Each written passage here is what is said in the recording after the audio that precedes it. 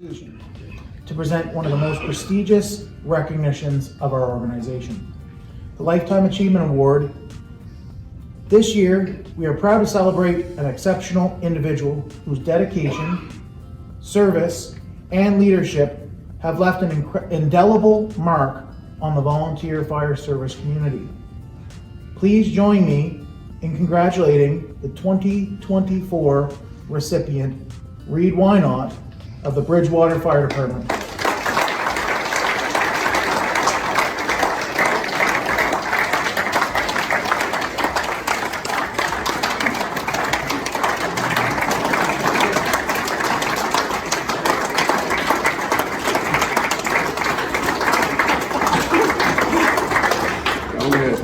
Reed's career in the fire service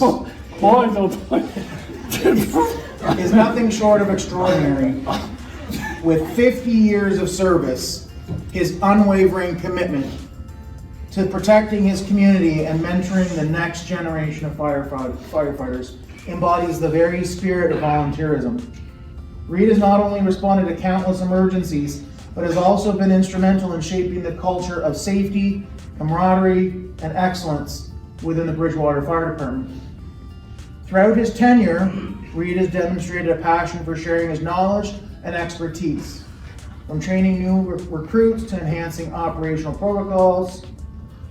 He's ensured that the legacy of the Bridgewater Fire Department is one of resilience and readiness. His mentorship has inspired many to follow in his footsteps, fostering a stronger, more connected fire service community. Reed's contributions extend beyond his department. His leadership and advocacy for volunteer fire service have made a lasting impact on our collective mission to safeguard communities across Canada. He exemplifies what it means to serve selflessly, and his dedication reminds us all why we choose this path. We would like to express our sincere gratitude to Makita for their support of this award. As a valued partner, Makita's commitment to recognizing the outstanding contributions of individuals like Reed is a testament to their belief in the power of community and volunteerism. Their sponsorship ensures that we can continue to honor those who have given so much to protect and serve. All the tools on the table are a donation from Makita to the recipient's department.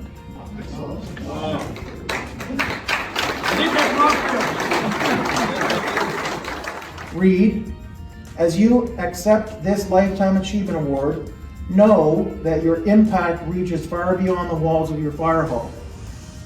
Your leadership, dedication, and compassion have touched countless lives, and your legacy will inspire future generations of volunteer firefighters. This is the first year that we'll be giving a large coin for Reed to keep, and it's got his name engraved on it with the year, as well as now this is one of only 15 coins like this, a keeper coin or pocket coin that he can have as well. On behalf of the Canadian Volunteer Fire Services Association, the Bridgewater Fire Department, and the many communities you have served, thank you for extraordinary service. Congratulations, Reed, on this well-deserved recognition. Please join me in a round of applause as we celebrate the remarkable achievements of Reed Wynot.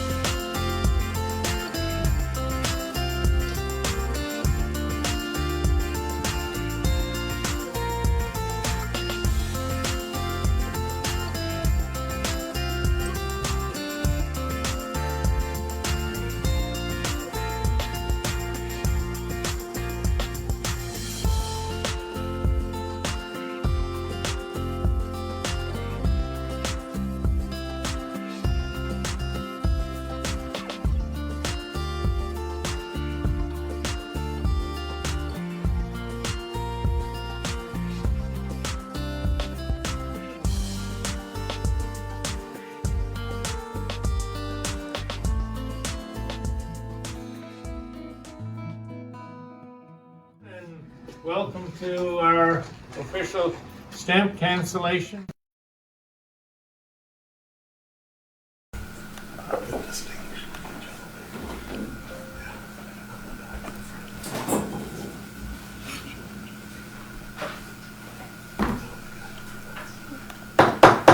Call this regularly scheduled meeting of Bridgewater Town Council to order.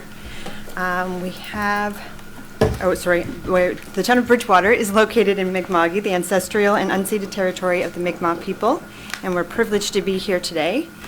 We have an agenda before us. Are there any additions or deletions?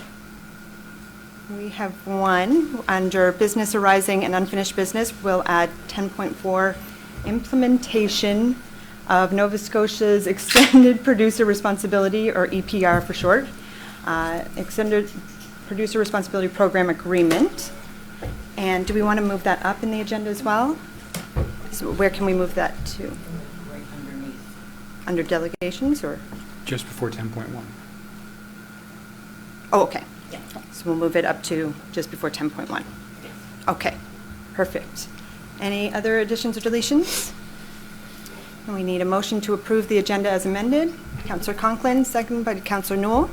All those in favor? Any opposed? Motion is carried. So we have an introduction, a new staff member, Evan Ferguson, who's a new planner with our department, and I think the director is going to introduce him.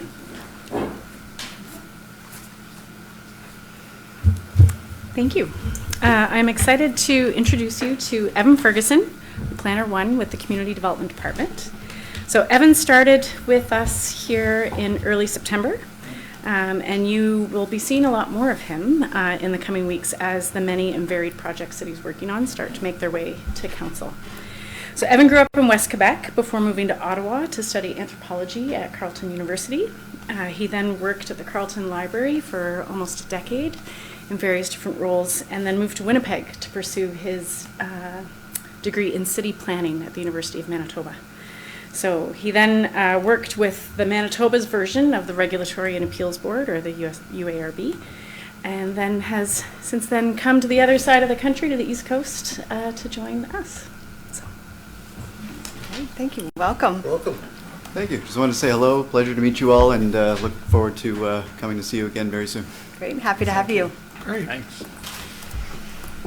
And then we're down to delegations. We do have a couple this evening. The first is James Dobson, who is an organizer of the Shipyard Shindig, and going to share some information with us about how it went. Yeah. I had fun. Yeah, good. I hope you were all there. I think I saw most of you. So thanks for having me back, Council. I appreciate it. It seems like it was last year. I keep saying it was 2024 for some reason in my head. That's how fast this year's gone. But yeah, I just wanted to give you a bit of a rundown on how last year went and what we're looking to do in 2026. If I can get this thing to work. So for those of you that don't know, the Shipyard Shindig is a locally produced event that supports Council's priorities. And when we say that, we mean the priority of downtown vibrancy and waterfront activation. Last year was, as you saw, it was a huge success, very busy event. The whole waterfront was lively with boats, people, music, vendors. It was a fantastic day. We like to think of it as a celebration for Bridgewater by Bridgewater. And when we say by Bridgewater, we mean like ourselves. We're all residents of the community, myself and the other people that aren't here, unfortunately, tonight. All live here, so and we are trying to do something to make Bridgewater a fun, active place for all generations. So last year, to recap, we had an attendance of 756 people. Our forecast was 500. So, you know, we set a low forecast, knowing what other events like the Lunenburg, what do you call it, Beer Fest and some other events. We kind of based it on that, thinking around 500. But yeah, we had 756 people. We had 6 bands and 3 DJs from across the South Shore. We were strictly South Shore. We had Andre Pettipas, who's from Cape Breton, but overall it was South Shore musicians and DJs. We had 40 plus volunteers of all demographics. We had children, grandparents, people of all walks of life. It was fantastic. We did get steam analysis. This is prior to the event. This is based on forecast. They forecasted a $51,000 economic impact on the event. I like to think it was bigger, but first year, so we're going to learn more as we prepare for next year. One of the interesting stats I saw, this came directly from Eventbrite, which was our ticketing platform. It said most of our tickets came from Bedford and Halifax. I reached out to them because it seemed really skewed to me. Just looking around, seeing all the people, talking to people, everybody seemed like they're from here. Either way, I think that's a good thing. If they assured me that this was accurate, I think there's a bit of like people using VPNs, people where their cell phones are based out of Halifax, but mostly our demographic was Nova Scotia, as you can see, with some weird data from Montreal, and yeah, there was some stuff from the Amsterdam, and weird ones. But I like to think that if these are accurate, it shows that people were interested in coming into the community to participate in the day. I don't, unfortunately, have any numbers on hotel rooms or anything like that yet, but hopefully we can get some more data around that. Overall, so we did a post-event survey and study. With the survey, my Carolyn Evans, who handles our marketing, she reached out to our attendees, our volunteers, our sponsors, and vendors, and attained an NPS score based upon our surveys. So, for those of you that are not familiar with an NPS score, is a Net Promoter Score. It's surveys are done on a 0 to 10 scale. Each person gets a ranking of between 0 and 10. It's then taken. I have this as a note because I was forgetting how this all works as well. So it's promoters, so your fans versus your detractors, and then you get a percentage. So excellent is 70 plus, good is between 50 to 69, and below that is average, unacceptable. So the good news here is our attendees, we had an average of 50, so that's excellent in terms of festivals. Overall, it's good, but we were happy for our first year. It was a learning experience. Our volunteers were 60%, which is really good. And what we were really happy with is our sponsors, because those are the people that made it happen. We had excellent satisfaction from all our sponsors involved. And the vendors, there were some things that definitely could be changed. Layout, directions, things like that. So we've actually taken those, and we're going to implement that for 2026. What people loved, we had just some quotes from our marketing team, because they like to use quotes and all the flash. The vibe was amazing. I mean, if you were there, you would agree. The music and energy were amazing. Loved that it was all local acts, felt very Nova Scotian, great talent, fun atmosphere, especially the band at Sunset. I would like to say that is no issue from here. The photo booth was such a fun surprise. That was a beer garden thing and exceeded expectations, a quote from a sponsor. So, after reviewing last year, we were really happy with the turnout. We didn't lose our shirts. We were all expected to. First year festivals, the success rate for a first year festival is around 10% in terms of profitability. So we exceeded our expectations with the help of our sponsors and others, including the town from last year, helping us significantly. So our target for 2026 is June 13th. We are going to go for 1,000 plus attendees next year.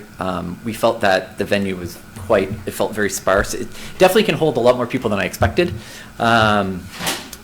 There was no actual numbers on capacity down there, so we kind of just had to guess. And we're going to go for a start time of 1 p.m. versus 11 p.m. We felt like it was too long of a day for a lot of people. We had people coming and going. It made for a very staggered attendance. Again, if you were there, probably didn't seem like 756 people, but through the gates, that's exactly what it was, and it was just because a lot of people were there for the morning, left in the evening, so we think shortening the day will provide a better attendance throughout the day. We're going to focus on bands versus DJs. Again, we noticed that bands were really the highlight of the event. The DJs, once the DJs started, everybody kind of seemed to taper off. We think this is more of a band community.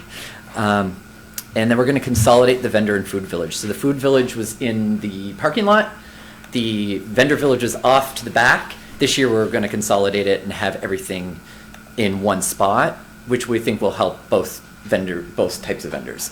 And then utilizing that back area now for a family area, because a lot of our feedback was we'd like something more for families. At the end of the day, this is an event for music lovers, mostly adults, but we know people bring their children. And so we want to have some like things like that for activities for the young ones to do. And one of the biggest things, parking shuttles. We had no parking shuttles. We had no parking. So people made it work. I was very impressed with the town. Nobody really broke any rules that I know of. Nobody complained to us directly from across the street. So this year we have a plan to implement at least a parking shuttle that will circle around the community. So this is the fun part. I get to ask you guys for money again. I know that there's a couple different, there's two different sides to this that we want to ask for, put our hands out for. So last year you guys were extremely generous in what you provided to us, and we were extremely appreciative. And without, I don't know, actually I'm going to jump back to this really quick if I may. If you look at our 2025 sales, I just have it here in a pie chart off to the side. Most of our sales, most of our revenue came from sponsorship, very close followed by ticket sales. The sponsorship, the grants, those are the things that made this happen. And that, when I say grants, the town's contribution. And then Beer Garden kind of helped out a little bit, which was definitely kind of put us over the edge. So what we're asking for you from the town of Bridgewater again is road closures, to have that safe pedestrian friendly space. I'm using these numbers based on last year. I realize costs go up, but I'm going to just baseline it here.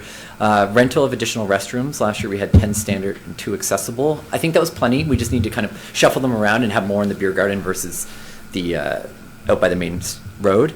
Post-event cleanup, including garbage. Water station for free, safe drinking water. We realized after the fact, very close to the event, that we didn't have that, and the town was very, Patrick worked very diligently to get that to us. I think Donna was involved with that as well, but we got the water station, which was needed, right? People need drinking water. They can't just drink beer all day, though they would like to. So the water station would be a very, very beneficial thing to have. And then the adequate power supply. We have a sound system that requires a certain wattage, and it worked great last year. So we'd like to ask the town for that again. And we're obviously willing to work with you guys on whatever it takes to get this to happen again next year. Then this is the part that we're a bit fuzzy on, because we know that you have a marketing levy, and I understand that it's not allocated yet, that this is a new thing. For 2026, we are looking to bring in one headliner act. Most of our acts are still going to come from the South Shore of Nova Scotia, but we are looking to bring in a headliner. Most headliners range between $35,000 to $40,000, and that's just for Canadian. That's if somebody is from like Halifax, maybe to Toronto. So we're asking the town through the marketing levy to support us with the $20,000 grant through the marketing levy. I understand that this is very early, but we figured we'd put it out there now before it's, better to ask now than too late. So again, it's an ask. We'll be very appreciative of anything you guys can do with that, if that's even a thing for next year. But what we think this will do is we'll increase our attendance. It will bring more attendees from other places, especially Halifax. If we can bring somebody in that's never been to the South Shore before, and increase demand for hotel and restaurants. And why does this matter? It helps achieve your goals of vibrancy and activation for the waterfront. It supports the local economy and community culture. It supports local musicians, makers, breweries, restaurants, and retailers, all the people that participated as vendors and are located on King Street and the plaza and elsewhere in town. And creates a lasting signature of Bridgewater event. I believe that we, after last year, we were very excited about doing this again, and hope that we can continue this for years to come and grow it as within reason, and make this something that people travel to the South Shore once a year for. Thank you for your time, and do you have any questions before I go? Councillor Noel? Yeah. So last year was 100% local talent, right? There was there was Andre Petitpas, and there was a few others, but mostly local, yes. And what do you define as local talent? Like Lunenburg County area? Lunenburg County, Bridgewater. Yeah. And then the intentions for this year is? It will still be Lunenburg County, Bridgewater. I'd say it'll probably be an 80-20 split. So Bridgewater, Lunenburg County, and then 20 probably. We have Andre Petitpas coming back. He was the biggest hit from last year, but with his band this year, and that's the only other person outside the headliner that we want to have from outside the South Shore. Cool. And where are they from? Forgive me. The headliner? Yeah. We're not quite there yet. We're still working on locking it down with the agent, but they will be Toronto, used to live in Halifax. It's a hint. It's a hint. Sorry? That's a hint. That's a hint. Oh yeah, that narrows it down. It does narrow it down for you music folks, yeah, but you may know. Last year, I think the wrap-up time was 10:30. Correct. Is that the same for the intention? Same for this year? or- That is the intention. We had, out of everybody, as far as we know, we had one noise complaint. That was because the DJs were a bit louder. But we think 10:30 is a reasonable time, and everybody was out of there by 11 o'clock. I think that was going to lead in my next question. Did receive a complaint following. I think the switch from DJs to bands will probably help that tremendously. Yeah. Have you had any thoughts of maybe additional consultation with maybe some of the neighbors of the area, just We like for s- feedback, or have you already we acted spoke on to that? a lot of the neighbors after the event, and everybody was extremely pleasant about it.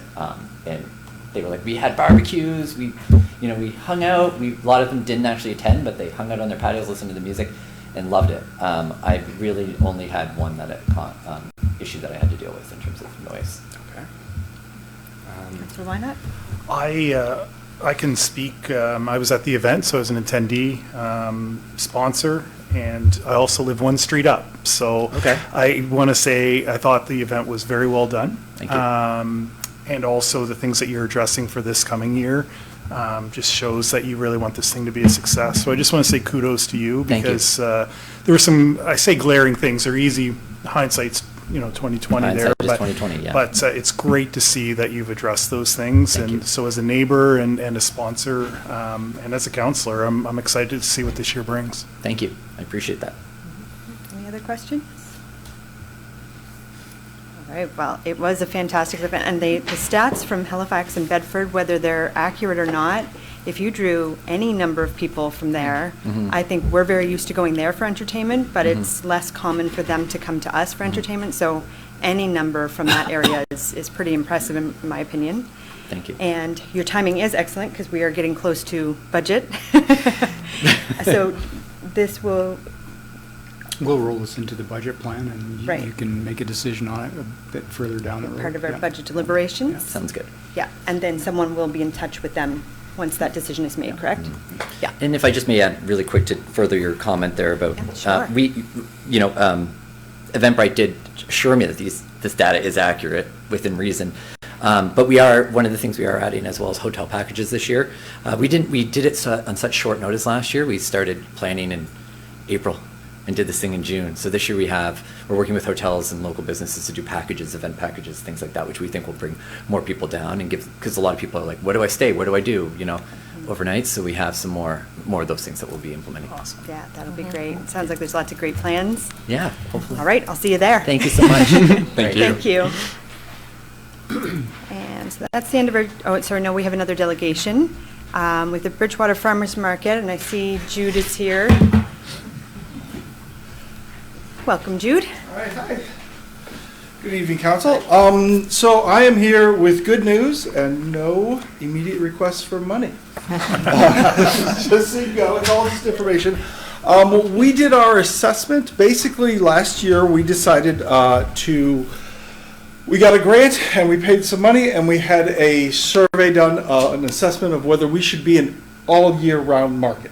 So basically it was our expansion feasibility study that we had done. I have a copy of it here. And I do have a few Coles Notes things. If anybody wants things, I can pass them out. But basically, I'm here to tell you the results of that study in very paraphrased, because it's obviously like 45, 50 pages. And then what the farmers market's response is to the results of that study and what we're looking to do going forward. Just to give you a heads up. So the overwhelming response in the study was that the first thing we looked at was, are we viable at this location and are we viable to become an year-round market? The primary thing we found out was, by looking at this, is that we are positioned exactly where we need to be All of the vendors, all of the people that we interviewed, I think we had like a 98% response rate saying that the arena was where both customers and vendors want us. I think we only had 2 vendors say they would even consider another possibility. We had a large percentage of vendors say they would stop coming if we changed locations. So there is a tremendous amount of community affection for that location. So it's very much a place that we want to be and we want to stay going forward. You're going to see me in a couple of weeks. We're going to be up here talking about our lease. So we are planning on entering into a 5-year lease. The board has talked about it. We would happily enter a 10-year lease if we could. We do not want to go anywhere ever again, right? So, so just for a bit about how the study did, it went through and asked a bunch of questions of like, what is our median, like what do our vendors make? How much do people spend coming to the market? Do they buy at other locations when they come to town to buy at the market? And all of the information showed that we have a pretty oversized impact and a fairly good turnout. It identified a bunch of issues as well. We need to do more for kids. We need to have more special events. We need to have social media presence. And we need to renovate the location if we want to be an interior space. The result was that we have the customers, we have the vendors, we have the base. They actually concluded that we have a better base for a year-round market than Lunenburg because our base is not seasonal or based on tourists. So we actually could, according to what this study said, be like have a larger and more stable market than Lunenburg. But we only currently have an indoor space that hosts 15 people and it has no heat. So we need to do a lot of work with this. So going forward, if we're going to do that, to be annual. It also said we need, it talked very much about how we need a branding and a market manager and someone who's going to plan all this stuff. They hired me. I'm here to do this. You're going to see me every time we talk about the market. It is going to be me. And my job is basically to become a town evangelist for the market, to grow this thing into the community event and the social thing that it needs to be. They identified 4 areas that we function. We are a produce, so people get food and vegetables. They think of us as like grocery shopping. Secondly, they think of us as crafts and whatnot. Thirdly, we are starting to get people to think of us as like lunchtime food, which is what we need. And then the 4th element is community. People come to the market just to see friends. So we are currently working on reorganizing how we run the market to grow all 4 of those elements at different paces. So some of them are better than others. Everyone knows we have vegetables there, so everyone goes for that. Not everyone knows that we also are trying to build community. We're trying to add community tables more often, and we're going to be doing a lot more social events. I don't know if you remember this year we did the BridgeCon event. We got like 700 people to show up on a Sunday, and we only planned it and we only advertised for like a month. Next year going forward, we're going to do a lot more events like that. So we're going to try to build things to draw the community in. So I'm not going to belabor all the points of the report. I'm going to send all of you copies of it now that we had our public meeting with it last week. So we shared all that, so I can now release it to everyone out. And some of you already have it, but I will send the report to everyone else who doesn't. So you can get in the details. And if you have any questions, that's fine. What I'd like to talk about next is some of our vision for what we as the market want to do with the space going forward.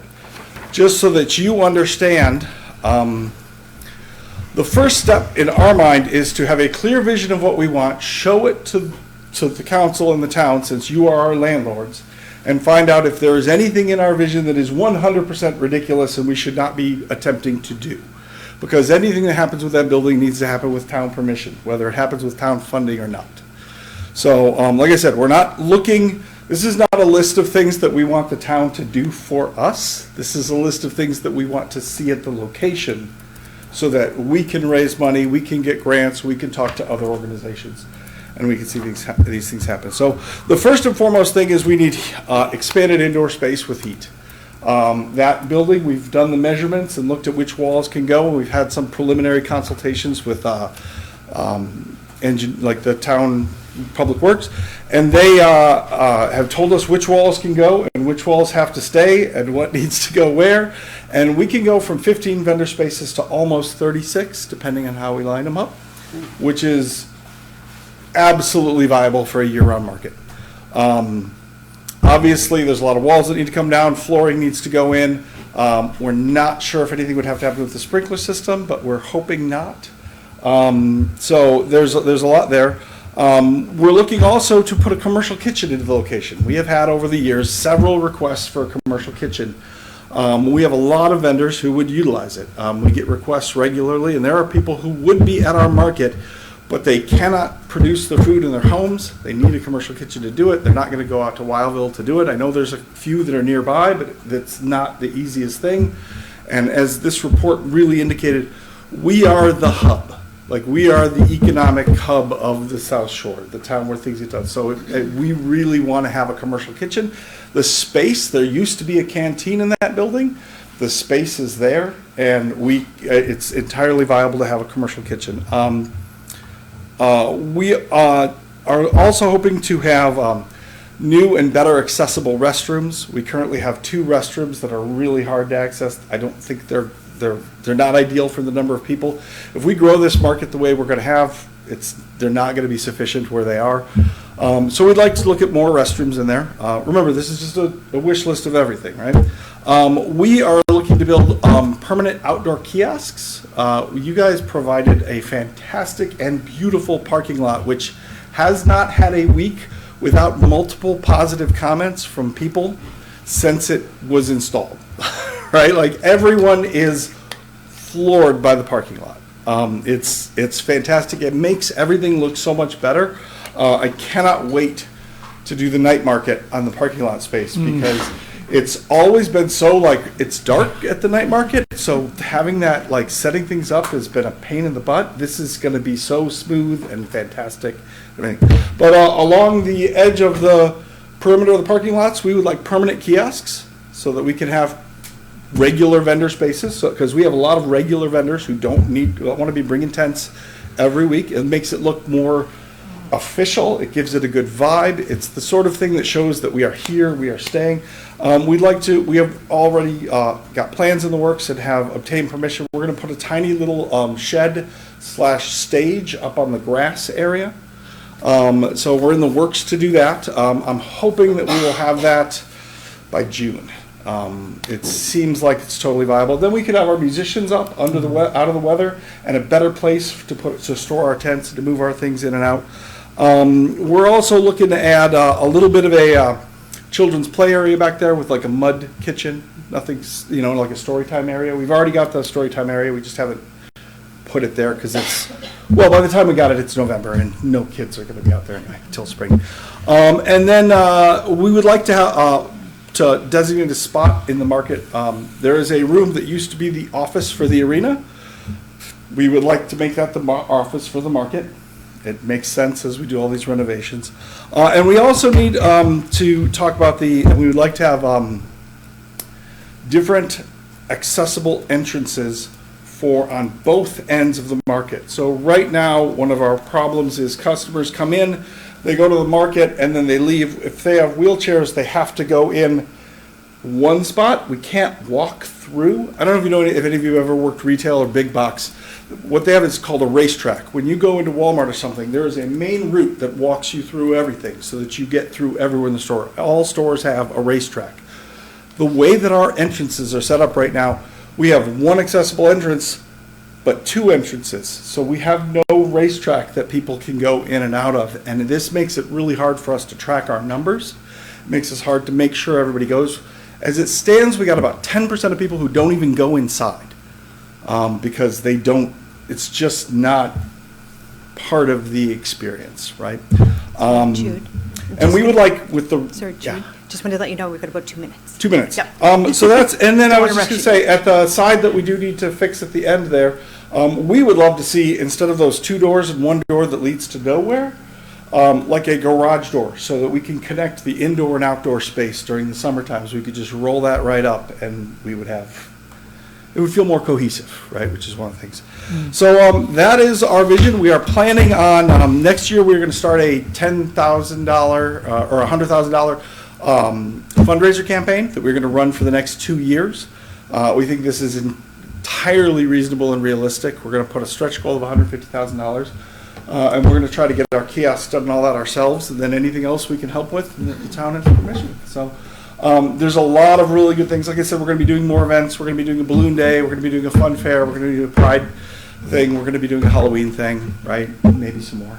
So does anyone have any questions, since I only have a minute? Well, you've got more time. Questions aren't included in that. Oh, they aren't included? No. Oh, well, then, okay. I was You've got rushing. more to say, go for it. Oh, yeah, no, but we're working on restructuring some of how we do our things with like our market works and streamlining our process. Basically, we were down on King Street. It was very, very simple. Now we are in this space. This last year we had over 160 different vendors show up.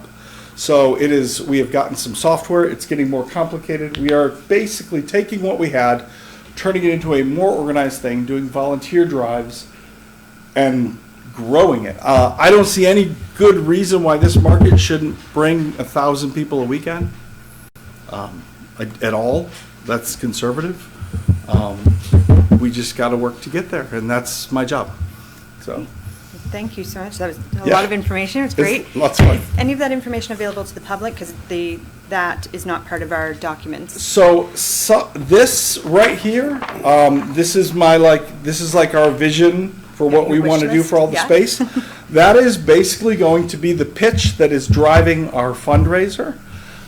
It's not available to the public right now. We are going to basically make it through the rest of the season. We have 9 markets to go between now and Christmas. It's only 4 weeks away. So we'll get that going, and then this over the break season, we are going to be open. We're doing limited indoor markets, even without heat, where we do 2 markets a month for 2 hours at a block. So they're shorter half-size markets, half the time. So it's like quarter functionality. So we'll be doing those January, February, March, and April, and then we're back in May. When we come back in May, we're going to launch with new branding, a mascot, and a fundraiser campaign. And that's the plan. Great. So, Questions? yes. Oh, sorry. Yeah, Councillor just Pacheco. more or less a comment. Yeah. Thank you for updating council and your enthusiasm for the future of the farmers market. So I'm glad to see that there's great initiative and plans, and we're happy that you're have goals and plans for next year. Thank you. Excellent. Any others?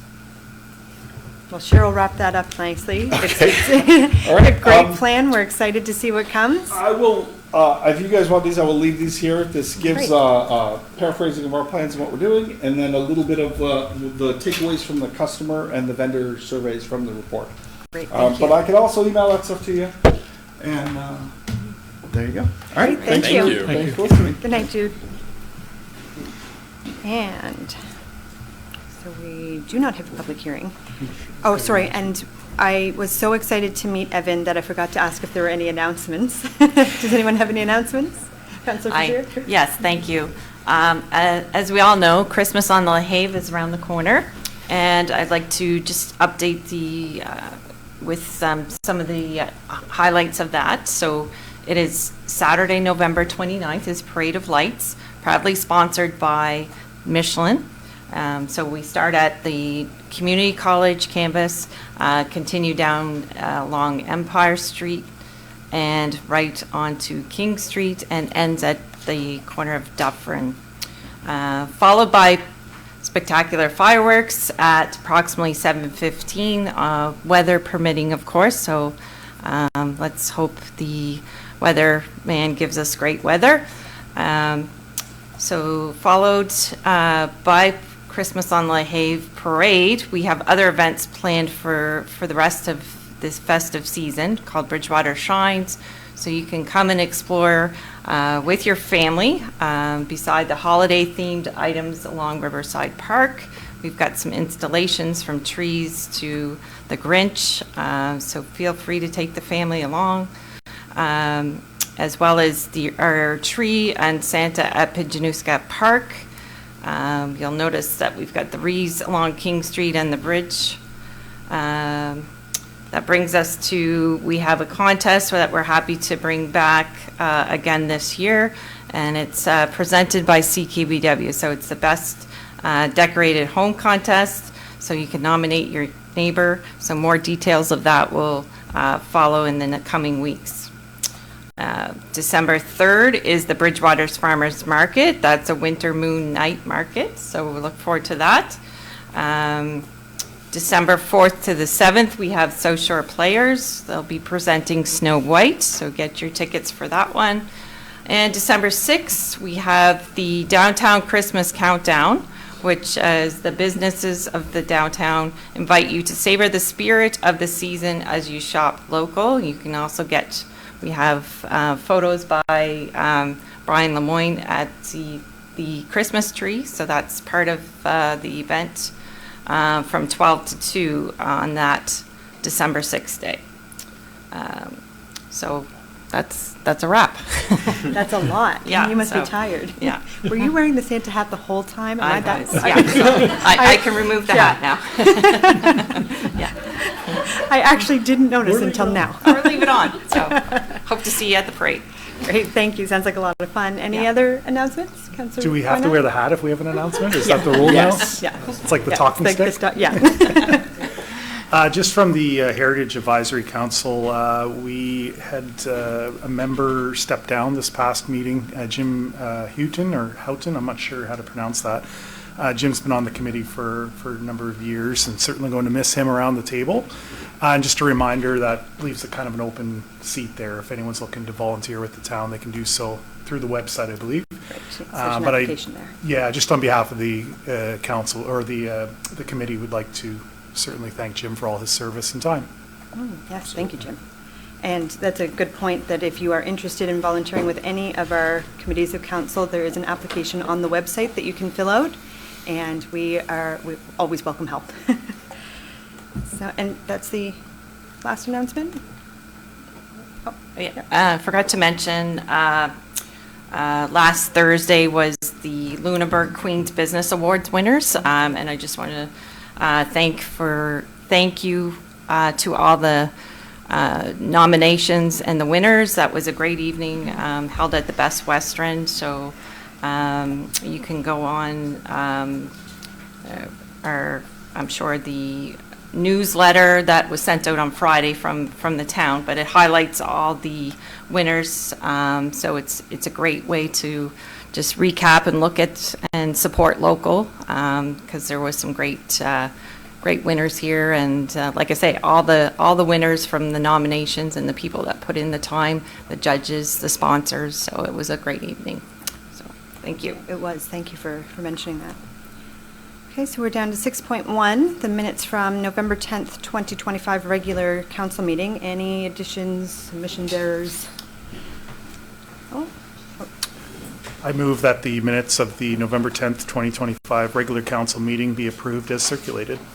Seconder? Councillor Newell, all those in favor? Any opposed? Motion carried. And 7.1, we have a letter from the Anti-Racism and Discrimination Advisory Committee.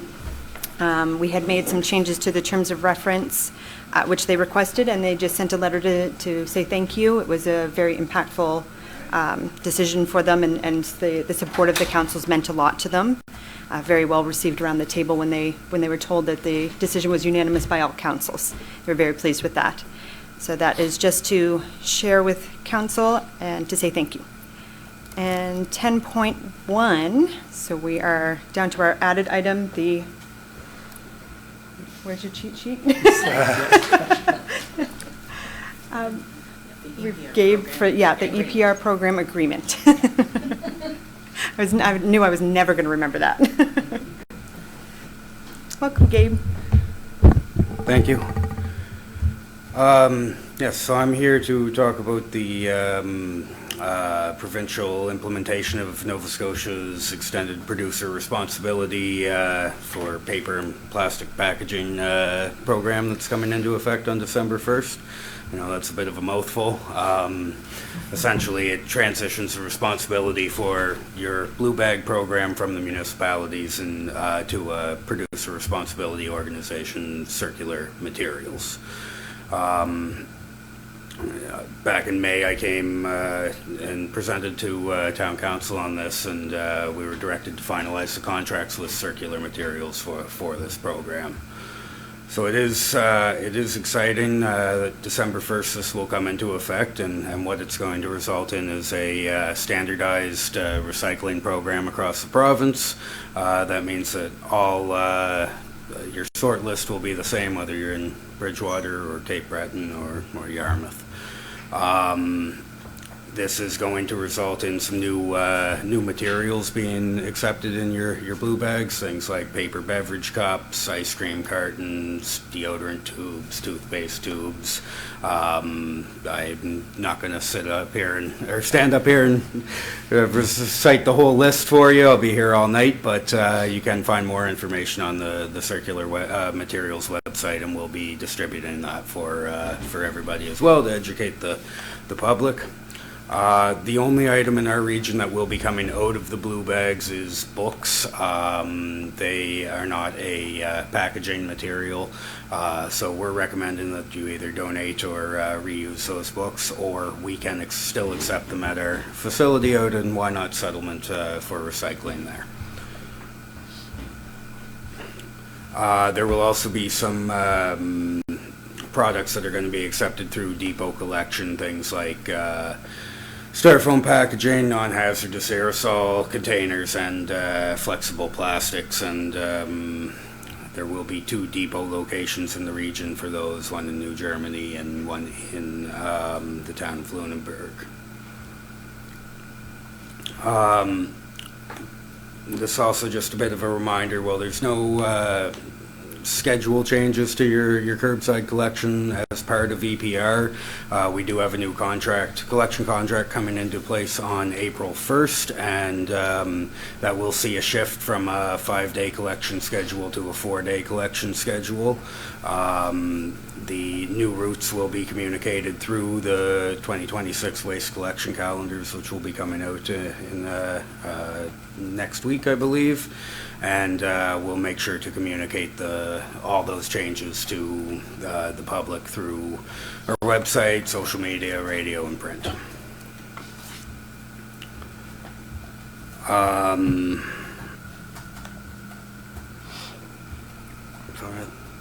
think We put those you on the were- spot, didn't we? Huh? We You didn't did. tell you we were going to make you do this. I think those were the key points that we wanted to touch on. If there's any questions, I'm happy to take them. So. Any questions? So this will shift the financial impact from taxpayers to the producers to cover the cost of the packaging materials? Yes. So yes, the producers will be providing reimbursement to the town on these items. So. Fantastic. And this has been in the works for a long time, hasn't it? A long time. Yeah. So. Councillor Newman? Would you like a yes, motion? motion. Yep, All right. please. I move that Town Council for the Town of Bridgewater approve entering into the extended producer responsibility agreement with Circular Materials, and further authorize the Town of Bridgewater Municipal Clerk and MJSB COO to sign the agreement. And seconder? Councillor Fougere? All those in favor? Any opposed? Motion carried. Thank you and congratulations on getting to December 1st. Thank you very much. Mhm. Take care. Thank you. Okay. And now we're down to the Housing Accelerator Fund, Local Partnership and Fast Track Accessory Dwelling Unit Designs. All right, good evening, Council. I'm here this evening to speak to you about the CMHC Design Catalog and the opportunity to become a local partner as well as fast-tracking the ADU designs. So in brief, a summary of the recommendation before you this evening is to promote CMHC ADU Designs 1 and 2 for the Atlantic Canadian versions as fast-tracked designs within the town. And within that, to prioritize the enhanced accessible designs as part of the ADU design promotion. And then further to direct staff to explore opportunities to promote an additional fourplex design as a future expansion of fast-tracked options within the town. All right, so what is an accessory dwelling unit or an ADU? An ADU is a small secondary housing unit built on the same property as a primary home. They provide flexible housing options that can meet a wide range of housing needs, from creating affordable housing options to helping to facilitate multi-generational living. They can serve diverse housing needs. The form that an ADU can take is a few different ways, and you can see it illustrated on the slide for you here. Those could be secondary suites that would be attached to a main dwelling. Commonly, these may be referred to as an in-law suite or a basement apartment. They can also take the form of a standalone suite in a yard, such as a carriage house, a garden suite, or a backyard suite. And then finally, it could be an additional unit in an existing accessory building, such as a dwelling space above a garage unit. For the purposes of this evening, the ADU designs that we are looking at are the second there. They're standalone suites that would be in a yard. So why ADUs as a housing option in Bridgewater? Staff looked at the CMHC design catalog and assessed which housing typologies would be most appropriate for Bridgewater by considering the existing urban form, our infrastructure capacity, our planning policy frameworks, community character, and the objectives of our housing action plan. ADUs emerged as the most suitable typology for several interconnected reasons. The first being ADUs are largely compatible with Bridgewater's predominantly low-density residential neighborhoods and can be integrated into these areas without significantly altering the character of those neighborhoods. They also provide gentle density that aligns with established development patterns while creating rental housing through distributed private investment rather than requiring large-scale projects. And as previously mentioned, they can also serve diverse needs, from affordable rentals to multi-generational living, and those smaller spaces can also help accommodate seniors, students, or working professionals. Okay. So the CMHC design catalog itself, and a little bit about what that partnership is. The catalog is a national resource that provides ready-made housing designs to help municipalities, builders, and property owners speed up housing delivery. It has a collection of over 50 regionally tailored, nearly permit-ready housing models intended to guide municipalities in promoting efficient, accessible, and sustainable housing development. And the catalog itself includes pre-designed building plans with complete specifications, drawings, and performance standards for both energy efficiency and accessibility. These designs have been developed in collaboration with Canadian architects and also vetted by professional planners and builders. So what does it mean to become a local partner? There's kind of 4 steps that CMHC has laid out for us here. The first is to select which catalog designs we would like to promote. CMHC does state that they would prefer to see a minimum of 3 designs promoted, one of those being a townhouse option and another being a fourplex. I don't believe there was a townhouse option provided for Atlantic Canada, so we are looking at the 2 ADUs, and then we do have in our recommendation tonight to further explore that fourplex option. The second step is to review zoning and land use regulations to remove barriers to as-of-right development of these selected designs, and then pre-review the catalog plans for building code compliance. So we have done that internally as staff. The third step would be to promote the pre-reviewed designs with builders, homeowners, and the public. And then fourth, to streamline the approvals process and start tracking the building permits that are using those catalogs and other standardized designs. Okay, so here are the two ADUs that we're recommended be promoted as a local fast-tracked option. The first is the ADU design number 1. Excuse me. So this is a single-story ADU. It does have universal design and accessible features, and it is a 1-bedroom, 1-bath, and then you can see there kind of the statistics around the size of that building and its footprint. And this is the second ADU design. This would be a 2-story ADU. It does feature 2 bedrooms and a small lofted space and 1 bathroom.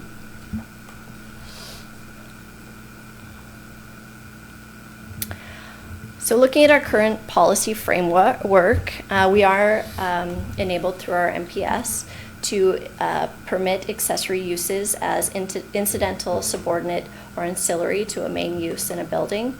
And we also support affordable housing, aging in place, and accessory buildings as living units in the MPS.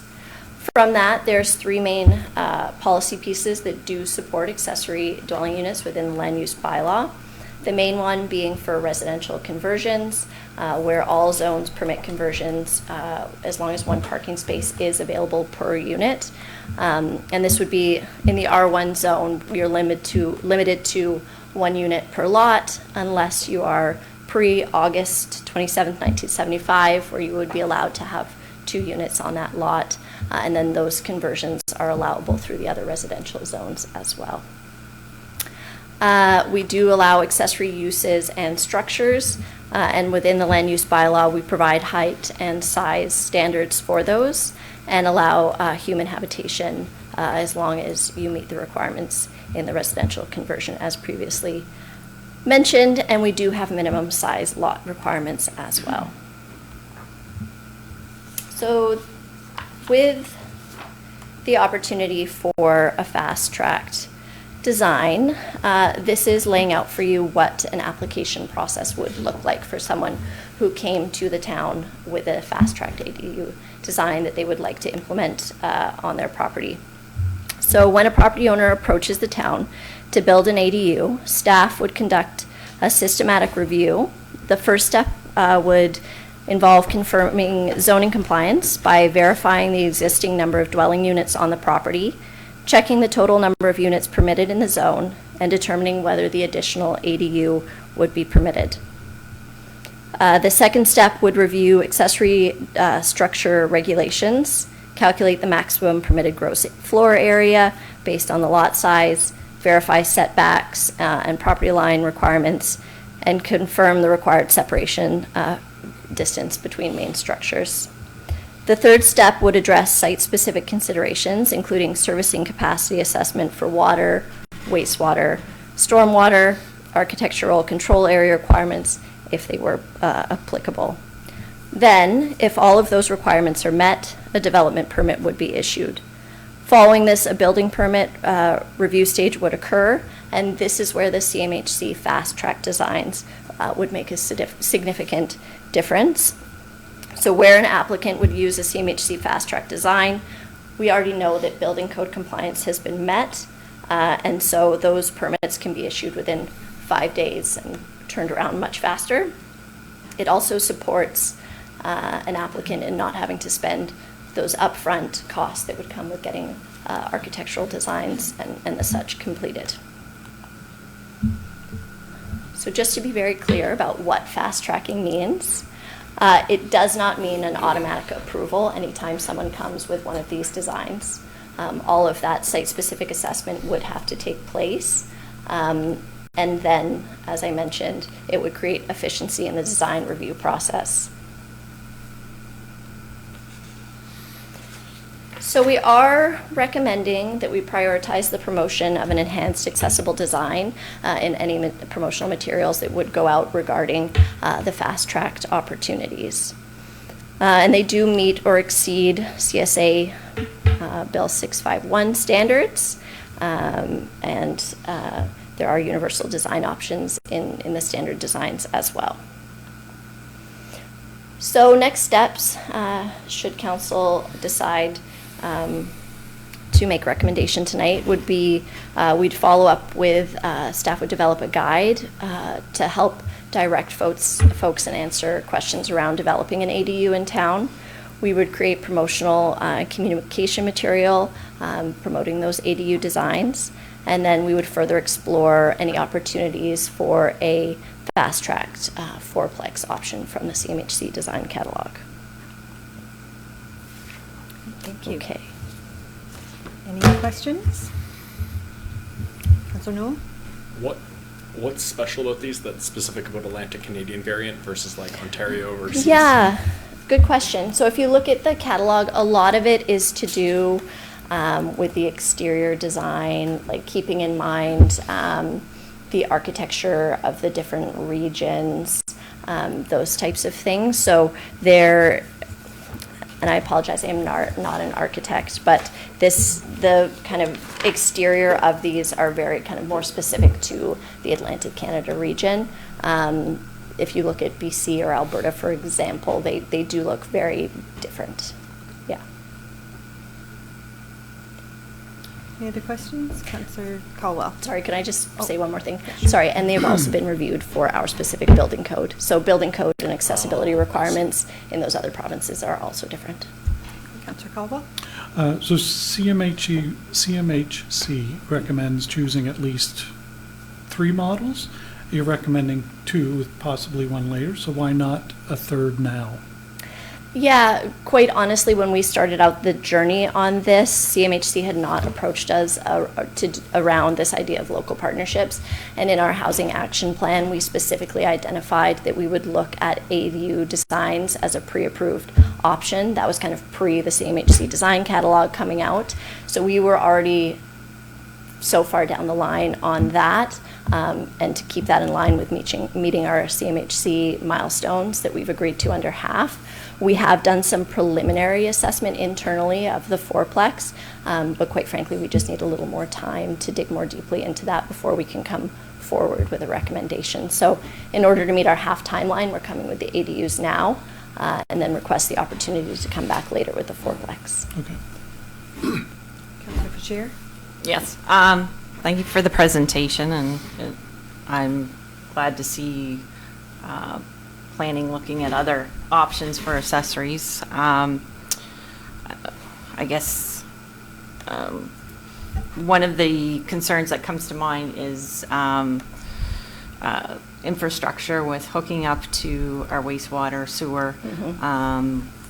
In particular, the older part of town or the areas that are needing upgrades.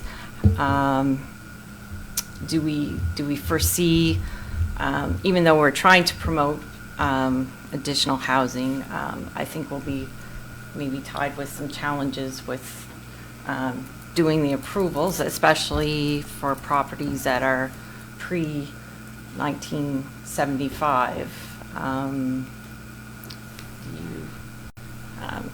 And I guess when I look at the as of right for, is it August 1975, how does the square footage of the lot come into play for the criteria? Maybe it's more down the road we're looking at that, but I just wanted to know, because there are some size grandfathered, I would say, lots here, particularly the older areas that may be on the boundaries, I guess, of the neighboring, but I know when you're building a shed, for example, or you need a permit for based on the size, the bylaws would apply. But I guess, do you foresee challenges with some of the pre-1975 meeting the checklist, infrastructure being one?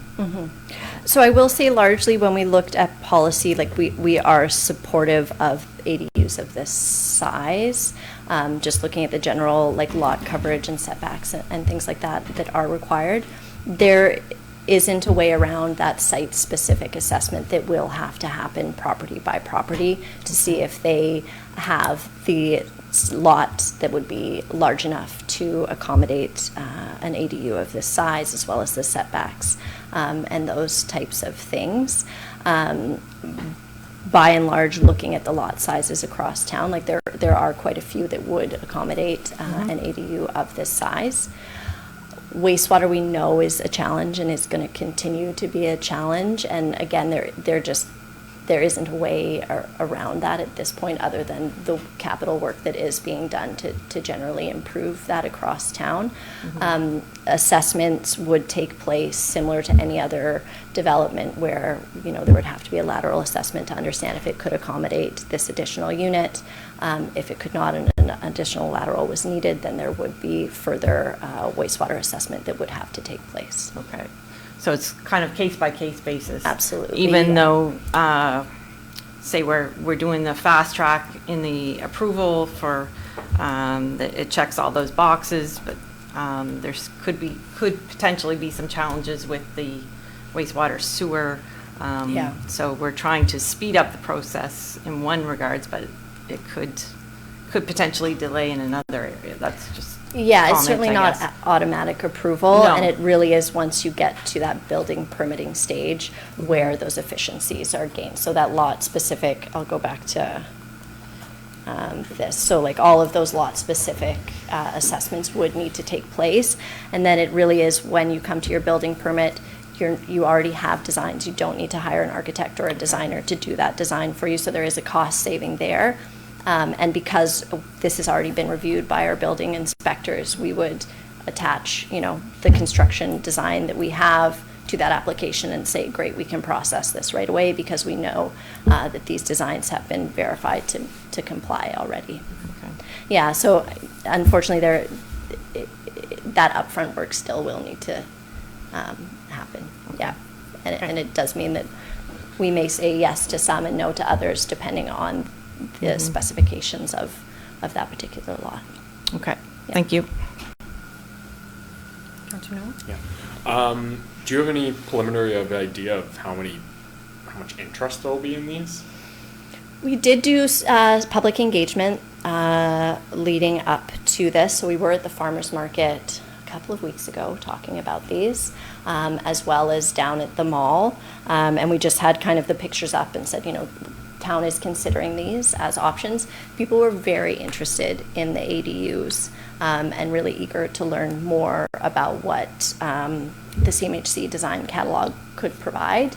And certainly people shared examples of where they already are building ADUs or they're considering them.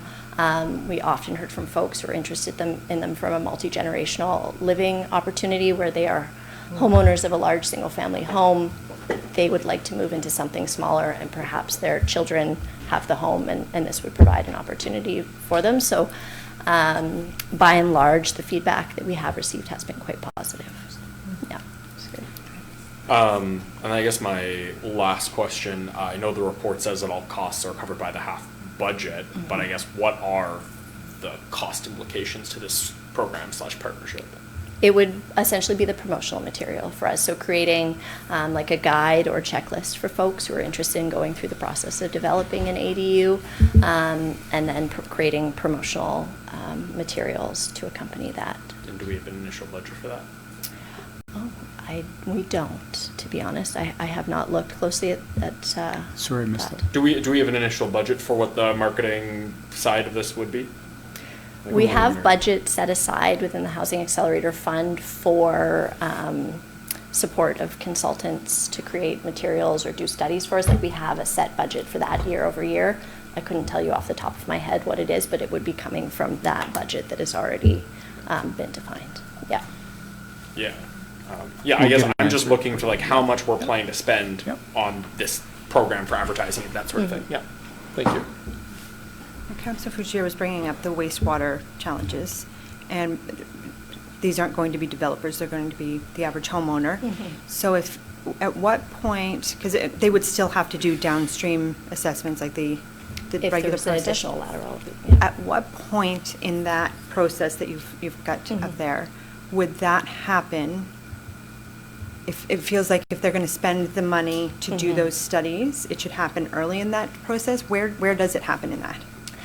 Generally, it would be under step 3, so that's servicing capacity. So first, we'd want to confirm, it would be staff internally confirming that the zoning would allow them for that additional unit, confirming the number of units that already exist on that lot, and that this would even be an option for them. Then we would look at those lot sizes, the setbacks, those types of things. And once those were confirmed that yes, like looking at the space available and the zoning that governs your land, this is something you could do, then they would have to dig more deeply into those servicing assessments. Okay, so there shouldn't have been a lot of time or expense before they get to that point. And that's mostly internal for us as staff Right. to provide that assessment for them initially. And then once they're putting out that money on that study, knowing that it's pre-approved gives them a little more certainty moving forward with that study and that expense. Is that fair to say? Perhaps, and it does save them that additional cost. Okay. Yeah. Okay, great, thank you. Any other questions? Maybe I'd just add, I think that is going to be one of the challenges for all of us going forward, is even though we have these creative solutions to try to make housing more accessible and speed up the process, our challenges of wastewater are not going to go away till we increase our capacity. So we have these two competing challenges that we're going to have to wrestle with. So it's not going to remove all the frustration from people, even though they want to press on and create more housing. We still have to do that check-in to make sure we have the capacity in that, either in that sewer area or within the plant itself. Yeah. Fair point. Any other questions? Councillor Conklin? Steps 1 to 4, typically, all ducks in a row, everything goes well. What kind of timeline do we normally look at? This would be a good question for Just ballpark. I feel like that's a leading question. development officers in the room. Have a 2-part question? Hi, Council. Just to, for the development permit issuance, we're legislatively required to provide a approval or denial within 14 days.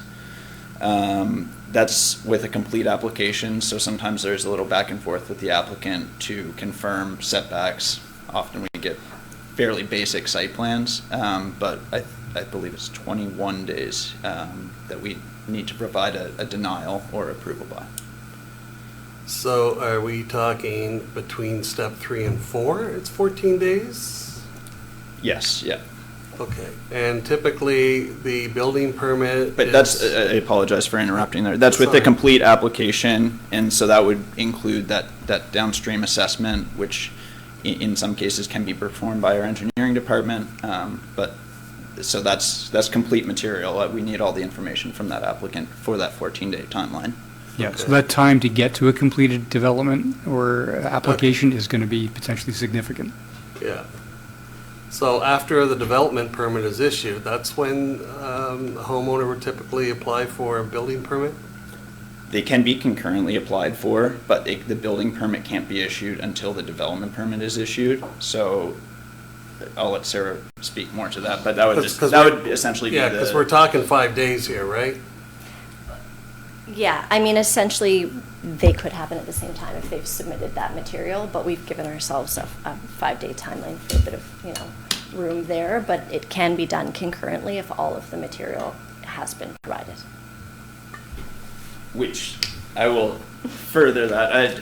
The pre-approved designs allow that to be more easily concurrently applied. Often we're getting sketches on napkins in some cases. So, and then people get their designs from Kent or Home Hardware or other Castle, etc., or an architect. So that step 5 and the pre-approved designs really speeds up that last stage. We have to give an answer within 14 days, essentially, for the steps 1 to 4. Okay. Normally, without this pre-approval stuff, how long would step 5 take? How many days? I've seen building officials go back and forth with applicants for weeks in some cases. It really depends on the level of their design. If they're drawing it themselves, they may be going back and forth with the building official for a month or more. If it's done by an architect, it is typically done more quickly, or Castle, or one of those drafts people. But that is contingent on getting a draftsperson or an architect available. So that's where those pre-approved designs. You're really- answering this like a politician. Just give me like some dates. We see such a range. I'd say again. How small, how complex. Yeah, if we're seeing a single unit dwelling, it could be 2 weeks, but again, that's back and forth with the building official. So it's really the conversation with the building official that's taking a lot of the time. So this will eliminate a lot of the back and forth. Exactly. Apologize for that. That's all right. Appreciate it. Thanks. Yeah. Any other questions? Okay, so we have a motion. Is anyone willing to make the motion? Councilor Newell? I move that Town Council for the Town of Bridgewater become a CMHC local partner to promote the CMHC Housing Design Catalog and specifically promote ADU designs 1 and 2 as fast-tracked accessory dwelling units designed for the Town of Bridgewater. And prioritizing promotion of the enhanced accessible designs to demonstrate the town's commitment to inclusive housing, and that council direct staff to explore CMHC design catalog options for 4-plex designs to also be included as a fast-track opportunity, and return to council with further information regarding this at a later date. Great, thank you. Seconder? Councilor Fajir?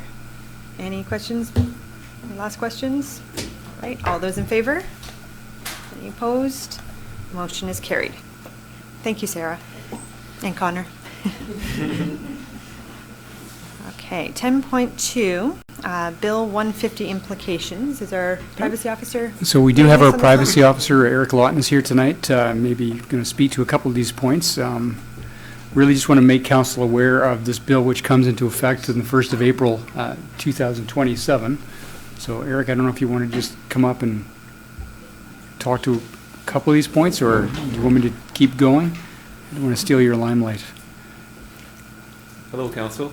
Yeah, I'll be brief with the changes that this bill has introduced to the privacy regime in Nova Scotia. It keeps a lot of the provisions around access to information the same, but it introduces some mandatory new requirements for privacy protection.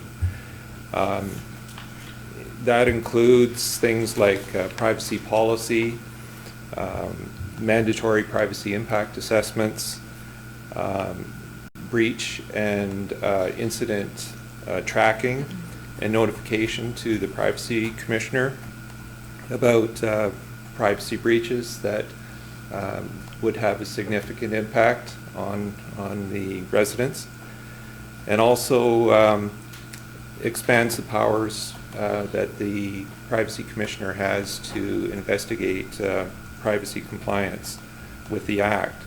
So collectively, these new requirements essentially mandate the introduction of a privacy management program for municipalities and other institutions that are covered by the Act. So it's going to mean for a lot of organizations that they need to have someone on staff or hire an expert to implement a privacy management program and bring them into compliance with the new legislation. The Act also clarifies the authority that organizations have to conduct surveillance in their community. So in the past, there was no clear direction for law enforcement, for example, on how they could set up overt surveillance cameras and watch people in the community. And it also now permits the ability for organizations to set up covert camera systems for investigation purposes. And as far as I know, I think that those rules are unique in Canadian jurisdictions. So clearly the government has worked very closely with law enforcement to make sure that they're able to collect the information that they feel is necessary. There's also some new provisions in the new act to come into effect that define how organizations can collect and use personal information to deliver online services, where individuals need to be identified in ways that increase the ability for the organizations to deliver those services to the right people. So identification is now central to what the Act talks about, and I think we can expect that the province is going to come out with more information about how municipalities and other public bodies can benefit from province-wide identity services. And also, they've changed the way that they require compliance with data residency for the information that we collect. So they're repealing a separate act that Nova Scotia had introduced several years ago to require information to be kept in Canada and to prohibit access to this information from outside Canada. So this other act, the PIIDPA, for its acronym, is going to be repealed, and now there's provisions under this one act that essentially mandate the same restrictions on where the data can be stored, and then the rules around all of that and how organizations comply with it will be defined in regulations that are still to come.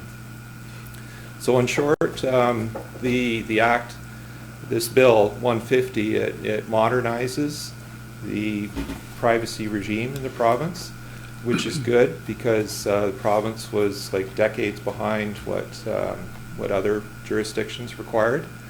But it means that organizations now are going to have to act quickly to get up to speed on these new rules. Fortunately, the town of Bridgewater was a leader in following through on its responsibilities to protect citizens' information by creating the position that I'm in. I've been here for a year now, and so we're in a good spot to comply with these new requirements well before the effective date, and I'll be looking at assisting other municipalities and our partner municipalities with some of the policies and the templates and procedures that I've introduced here. But there is still work to be done. We've not completely achieved the expected requirements under the Privacy Management Program that the Privacy Commissioner has talked about in guidelines.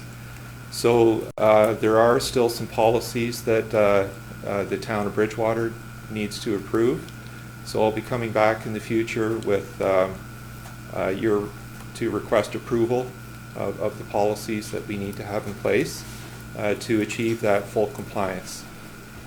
So I'll stop there if there's any questions. Thank you, Eric. Any questions? Okay, great, thank you. Okay. So that was just for information, so we don't need a motion on that. We can move to 10.3, approval and amendments to policy 110, land sales.